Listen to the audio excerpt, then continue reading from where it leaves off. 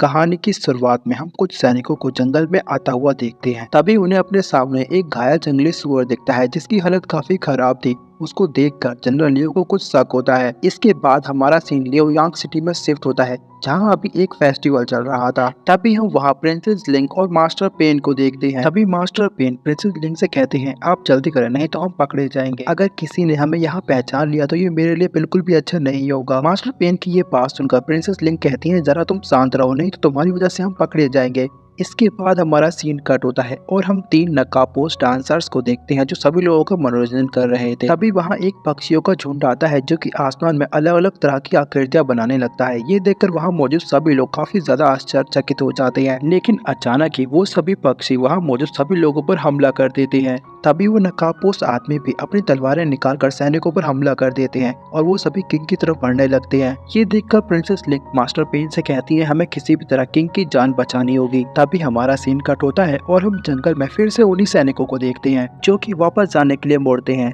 लेकिन तभी वहाँ कई सारे भेड़िए आ जाते हैं जो उन्हें चारों तरफ से घेर लेते हैं। तभी हमारा सीन कट होता है और हम लियोयांग सिटी में देखते हैं कि सभी सैनिकों ने उन नकाबपोश आदमियों के अंदर अपने सारे भाले घुसा दिए थे। सभी को लगता है कि उनका खेल यहीं खत्म हुआ, लेकिन तभी हम देखते हैं कि उस आदमी को उन भालों से कोई फर्क नहीं पड़ता और वो उन सभी सैनिकों को एक साथ हवा में उड़ा देता है। इसके बाद वो अपनी असैसिनिंग ड्रेस में आकर उन सभी सैनिकों को खत्म कर देता है। तभी हम प्रिंसेस लिंक को देखते हैं जो किंग को बचाने के लिए उनकी तरफ जा रही थी। तभी एक आदमी प्रिंसेस लिंक पर एक ढोल से हमला कर देता है, लेकिन तभी मास्टर पेन प्रिंसेस को बचा लेता है और उस आदमी के साथ फाइट करने लगता है। इसके बाद हम देखते हैं कि प्रिंसेस और मास्टर पेन मिलकर सभी असैसिन्स को हरा देते हैं और उनके लीडर को पूछताछ के लिए जिंदा रखते हैं। लेकिन तभी उनका लीडर एक सोल्जर के भाले से सुसाइड कर लेता है। इसके बाद हमारा सीन कट होता है और हम जंगल में जनरल लियो के सैनिकों को देखते हैं जो उन भेड़ियों के साथ फाइट करने के बाद काफी ज्यादा घायल हो चुके थे। जनरल लियो सोचती है कि हमें जानबूझकर इस जगह पर लाकर फंसाया गया है। वो जल्दी से वापस लियोयांग सिटी जाते हैं और वो देखते हैं कि वहाँ कितनी तबाही मची हुई है। वो क्वीन से कहते हैं कि मुझे माफ कर दीजिए, ये सारी मेरी गलती है, मुझे जाने से पहले सिक्योरिटी को अच्छी तरह चेक कर लेना चाहिए था। क्वीन जनरल लियो से कहती है, अच्छी बात है, तुम्हें अपनी गलती का एहसास है, लेकिन अभी जरूरी बात यह है, हमें उस आदमी का पता लगाना होगा जो इस सब के पीछे है। तभी वहाँ खड़ा एक शख्स क्वीन से कहता है, योर मैजेस्टी, मैंने देखा था उन असैसिन्स ने ताइवान सेक्ट के वेपन्स का इस्तेमाल किया था। हो ना हो जरूर उन असैसिन्स को ताइवान सेक्ट के यंग मास्टर मुरोंगजी ने हमारे किंग को खत्म करने के लिए भेजा होगा। हमें मुरोंगजी को पकड़कर उससे पूछताछ करनी चाहिए, आखिर उसने हमारे साथ ऐसा क्यों किया। इसके बाद हमारा सीन कट होता है और हम देखते हैं कि क्वीन मास्टर पेन को अपने पास बुलाती है और कहती है, तुम्हें तो पता ही होगा आज योर मैजेस्टी को मारने के लिए असैसिन्स को भेजा गया था। ये सुनकर मास्टर पेन कहते हैं, मुझे पता है पूरी सिटी में इसी बात की चर्चा हो रही है, लेकिन मुझे ये समझ नहीं आया कि आपने मुझे यहाँ क्यों बुलाया है। तो क्वीन मास्टर पेन को एक बॉक्स देती है जिसके अंदर वही मरा हुआ बर्ड रखा हुआ था।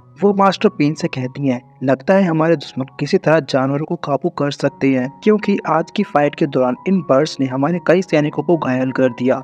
क्वीन के इतना कहते ही हम देखते हैं कि अचानक ही वो बर्ड एक्टिव हो जाता है और क्वीन पर हमला कर देता है, लेकिन तभी मास्टर पेन उस बर्ड को पकड़कर जमीन पर पटक देते हैं, जिसके बाद उस बर्ड के अंदर से एक कीड़ा बाहर निकलता है जिसे वो कुचलकर खत्म कर देते हैं। तभी मास्टर पेन कुछ सोचने लगते हैं। ये देखकर क्वीन कहती है, बताइए तो आपको क्या लगता है आखिर ये सब कौन कर सकता है। मास्टर पेन कहते हैं, मैं यकीन से तो नहीं कह सकता, लेकिन तियान्यू सेक्ट के यंग मास्टर मुरोंगजी ऐसा कर सकते हैं। ये सुनकर क्वीन कहती है, हमें भी यही लगता है, इसलिए हमने मुरोंगजी को पकड़ने के लिए अपने कुछ सैनिकों को भेज दिया है और हम चाहेंगे कि आप इसमें हमारी मदद करें। इसके बाद हमारा सीन कट होता है और हम देखते हैं कि मास्टर पेन प्रिंसेस लिंक के साथ बैठे हुए थे। वो दोनों मिलकर यही सोच रहे थे कि आखिर मुरोंगजी ने ऐसा क्यों किया होगा। मुरोंगजी के पास किंग को मारने की कोई वजह नहीं है और ना ही उसके पास इतनी पावर है कि वो किंग का मुकाबला कर सके, तो फिर आखिर वो किंग को मारने जैसा इतना खतरनाक काम क्यों करेगा। तभी मास्टर पेन कहते हैं, जहाँ तक मैं मुरोंगजी को जानता हूँ वो एक आलसी बंदा है, वो ऐसा कोई काम नहीं करेगा जिससे उसकी जान खतरे में पड़े।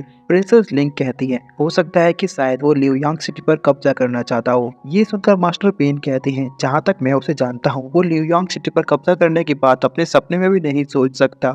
चलो यहाँ ये सब बकवास करने से अच्छा है हम उसी से जाकर ये सब पूछ लेते हैं। इसके बाद हमारा सीन कट होता है और हम देखते हैं प्रिंसेस लिंक और मास्टर पेन दोनों एक शिप के पास जाकर खड़े हो जाते हैं। मास्टर पेन कहते हैं, अगर मैं गलत नहीं हूँ तो मुरोंगजी हमें इसी शिप पर मिलेगा। इसके बाद वो लोग शिप पर जाकर मुरोंगजी की तलाश करने लगते हैं, लेकिन तभी वहाँ पर एक असैसिन आ जाता है जो प्रिंसेस लिंक पर हमला कर देता है, लेकिन तभी मास्टर पेन बीच में आकर प्रिंसेस लिंक को बचा लेते हैं। मास्टर पेन उस असेसन से पूछते हैं कि मुझे बताओ तुम्हें यहाँ किसने भेजा है। मास्टर पेन को देखकर वो असेसन वहाँ से भागने लगता है, लेकिन तभी मास्टर पेन उसका पीछा करते हैं और वो उसके साथ फाइट करने लगते हैं। वो असेसन अपने खतरनाक मूव से मास्टर पेन को मारने की कोशिश करता है, लेकिन मास्टर पेन उसके हमले को काफी इजीली डॉज कर लेते हैं, जिसके बाद वो उसका पीछा करते हुए उसको पकड़ लेते हैं। मास्टर पेन उस असेसन से पूछते हैं कि तुम यहाँ किसे मारने आए थे, मुझे बताओ वरना मैं तुम्हें यही मार दूंगा। लेकिन तभी वो असेसन मास्टर पेन की पकड़ से छूट जाता है और उन पर अपनी तलवार से हमला कर देता है। मास्टर पेन के पास डिफेंस का कोई मौका नहीं होता। ऐसा लगता है कि मास्टर पेन का यहीं पर खेल खत्म हो जाएगा, लेकिन तभी तियान्यू सेक्ट का यंग मास्टर मोरोंगजी वहां आकर उस असेसर को पकड़ लेता है और वो उस असेसर से कहता है, तुम्हारी हिम्मत कैसे हुई मेरी डेक पर खून खराबा करने की?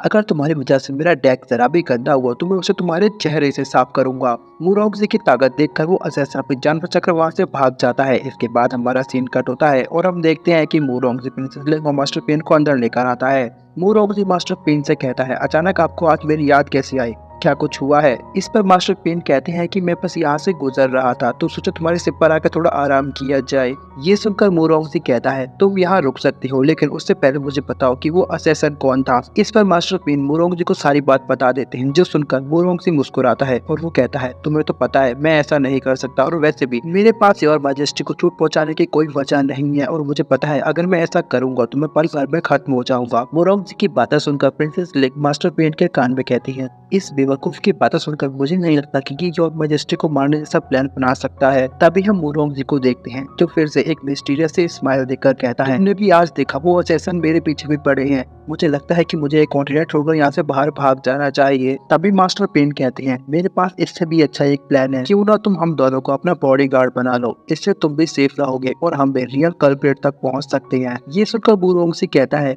वो असेसन्स तो काफी ज्यादा स्किल्ड हैं, अगर तुम लड़ाई में मुझसे हार गए तो मैं तो मर जाऊंगा ना। ये सुनकर मास्टर पेन मुस्कुराते हुए कहते हैं, फिक्र क्यों करते हो, मेरे पास बैकअप प्लान भी है। तभी मोरोंगजी मास्टर पेन को एक कॉन्ट्रैक्ट साइन करने के लिए देता है, जिसमें लिखा था मास्टर पेन और प्रिंसेस लेंग को अगर कुछ होगा तो उसमें मोरोंगजी की कोई गलती नहीं होगी। इसके बाद हमारा सीन कट होता है और हम उसी असेसर को देखते हैं जिसने मोरोंगजी के सिर पर अटैक किया था। उसका एक साथी उसकी मसाज कर रहा था, क्योंकि मास्टर पेन के साथ फाइट करने के दौरान उसे काफी ज्यादा चोट लगी थी। उसका साथी असेसर से कहता है, मैंने आपसे कहा था आप मोरोंगजी को नहीं हरा पाएंगे। इस पर वो असेसर गुस्से में कहता है, बहुत हुई तुम्हारी बकवास, अब चुप रहो। तभी वहाँ पर एक लेडी आती है जो उस असेसन को देखकर कहती है, माय लॉर्ड आप वापस आ गए। तभी वो असेसन गुस्से में कहता है, उस मोरोंगजी की वजह से मैंने अपने बहुत से साथियों को खो दिया है।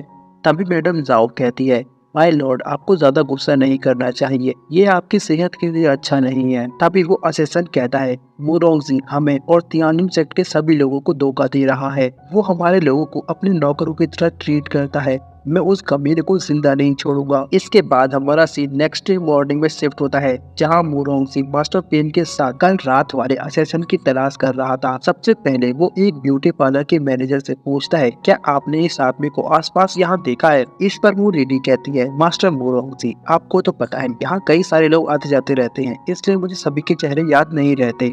तो मोरोंगजी एक कॉफिन की दुकान पर जाता है, जहाँ पहुंचकर उसे एक कॉफिन बहुत ही ज्यादा सुंदर लगता है। वो उस कॉफिन को छूने जाता है कि तभी दुकानदार वहाँ आता है और वो कहता है, मास्टर मोरोंगजी जरा रुक जाइए, मैंने अभी इसे सजाया है। लेकिन मोरोंगजी कहाँ किसी की सुनने वाला था, वो उस कॉफिन में जाकर लेट जाता है और वो कहता है कि ये तो बहुत ही आरामदायक है। वो उस दुकानदार से कहता है, क्या तुम मुझे ये बेचना चाहोगे? तो वो दुकानदार मोरोंगजी से कहता है, माफ कीजिए लेकिन इसे पहले ही किसी और ने खरीद लिया है। ये सुनकर मोरोंगजी कहता है, माय बैड लक, मुझे पहले आना चाहिए था। इसके बाद मोरोंगजी वहाँ से जाने ही वाला था कि तभी वहाँ एक आदमी भागता हुआ आता है और वो शॉपकीपर से कहता है, मिनिस्ट्री ऑफ वॉर ने 13 हाई क्वालिटी कॉपीज का ऑर्डर।